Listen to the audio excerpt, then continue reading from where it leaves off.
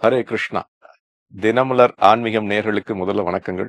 பிறப்பே அவரவர் கர்ம வினைப்படிதான் அப்படிங்கிறச்சே பெற்றோர் செஞ்ச பாவம் எப்படி பிள்ளைங்களை செய்றோம்? இது முதல்ல எப்படி புரிஞ்சுக்கணும், நான் முன்னாடியே சொல்லியிருக்கேன். நீங்க ஒரு குடும்பத்துல பிறக்கிறீங்க. ஏன் இந்த குடும்பத்துல பிறந்தீங்க? இந்த குடும்பத்தில் இந்த ஆத்மா பிறக்க வேண்டிய அவசியம் என்ன? ஒரே நேரத்துல 2000 ஜனவரி மாதம் 1ஆம் தேதி 2 நபர்கள் பிறக்கிறாங்க. ஒரு நபர் எங்க பிறக்கிறார் அப்படின்னா, ஒரு பெரிய செல்வந்தரான குடும்பம், 20வது மாடி, ஒரு அழகான ஒரு வெள்ளி தொட்டில். அந்த வெள்ளி தொட்டில்ல ஒரு ஆத்மா பிறப்படுகின்றது.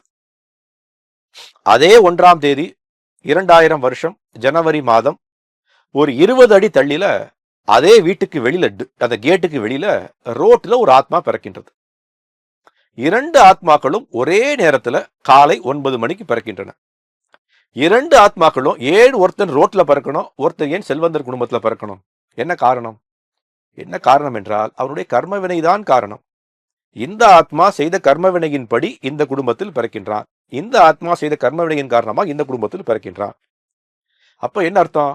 இந்த ஆத்மா அந்த ஆத்மாவை போல வாழ வேண்டும் என்றால் சாத்தியமாகுமா? இன்னைக்கே நீங்க பார்க்கலாம். பாம்பேக்கு போனீங்கன்னா உலகத்திலேயே அதிகமான செல்வந்தர் குடும்பம் வீடு அங்கதான் இருக்கு, பாம்பேல. அவங்க வீட்டுக்கு வெளியில வந்தீங்கன்னா அது ஒரு ஸ்லம் ஏரியா. ஸ்லம் ஏரியா கேள்விப்பட்டிருப்பீங்க இல்லையா? பாவ ரோட்லயே நிறைய மக்கள் வாழ்ந்து கொண்டிருக்கின்றார்கள், ரொம்ப கஷ்டத்துல வாழ்ந்து கொண்டிருக்கின்றார்கள். இந்த நபர்கள் அந்த வீட்டில் இருக்கக்கூடிய நபரை போல வாழணும் அப்படின்னா சாத்தியமாகுமா? சாத்தியமாகலாம், பகவானுடைய கருணையினால் சாத்தியமாகலாம். ஆனால் எவ்வளவு கடினமா உழைக்கணும், எவ்வளவு கடினமா வேலை செய்யணும், அப்படின்னா தான் கொஞ்சமாவது அவனோட சாப்பாட்டுக்கே வழி ஏற்படும். அப்ப அவனுக்கு என்ன ஆச்சு? அவனுடைய தந்தை தாயினுடைய பாவகரமான செயலினால் அவன் அந்த குடும்பத்துல பிறந்த மாதிரி தெரியும். ஆனா அப்படி இல்லை. தந்தை தாயினுடைய பாவகரமான செயலின் காரணமாக எப்படி கஷ்டப்படுகின்றார்களோ அந்த குடும்பத்துல நாமளும் பிறக்க வேண்டிய கர்ம வினையின் காரணமாக அங்க பிறக்கின்றோம். அது எப்படி இருக்கு? நான் வாழ்க்கையில கஷ்டப்பட்டு தான் முன்னேறணும் அப்படின்றது என்னுடைய கர்ம வினை. அப்ப என்ன பண்ணுவேன்? அந்த மாதிரி ஒரு குடும்பத்துல போய் என்னை பிறக்க வைப்பார் பகவான். நான் ஒன்றுமே செய்யாம அமைதியா வீட்டில் உட்கார்ந்து இருந்தாலே என் பிசினஸ் ரொம்ப அமோகமா வளரும். நான் பெரிய செல்வந்தனாக இருப்பேன். என் தந்தை ஒரு பெரிய பிசினஸ் ஆரம்பிச்சிருக்கார். நான் சும்மா போய் ஆபீஸ்ல போய் 5 நிமிஷம் உட்கார்ந்து வந்தாலே போதும், நான் பல செல்வந்தரா இருப்பேன். அப்ப என்ன ஆகும்? அவருடைய நல்ல விஷயம் நமக்கு ரொம்ப ரொம்ப அற்புதமா அமைஞ்சிடும்.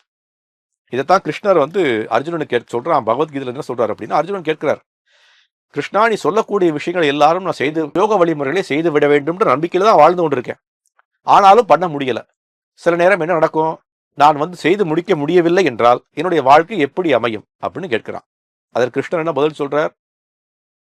அவர் என்ன, யோகோ பிரஷ்டோ அபிஜாயத்தே சுச்சினாம் ஸ்ரீமதாம் கேஹே யோகோ பிரஷ்டோ அபிஜாயத்தே. உன்னை ஒரு நல்ல குடும்பத்தில் பிறக்க வைக்க நான் வழிவகை செய்கின்றேன். என்ன மாதிரி குடும்பம் அது? சுச்சினாம், நல்ல நல்ல நீட்டா இருக்கக்கூடிய வீடு, அழகா இருக்கக்கூடிய வீடு. சுச்சினாம், பிராமணருடைய குடும்பம். சுச்சினாம், அந்த வீட்டுல பிறப்பாய்.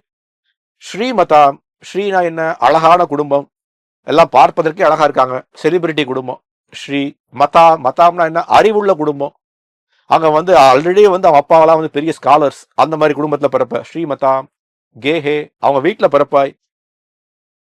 அப்ப நாம பிறப்பு எடுப்பதிலேயே நம்மளுடைய கர்ம வினையும் அதுவும் இன்டர்ட்வைண்டா இருக்கு. இன்டர்ட்வைண்டா என்ன? ரெண்டும் ஒன்றைக்கு ஒன்று சார்ந்து இருக்கு.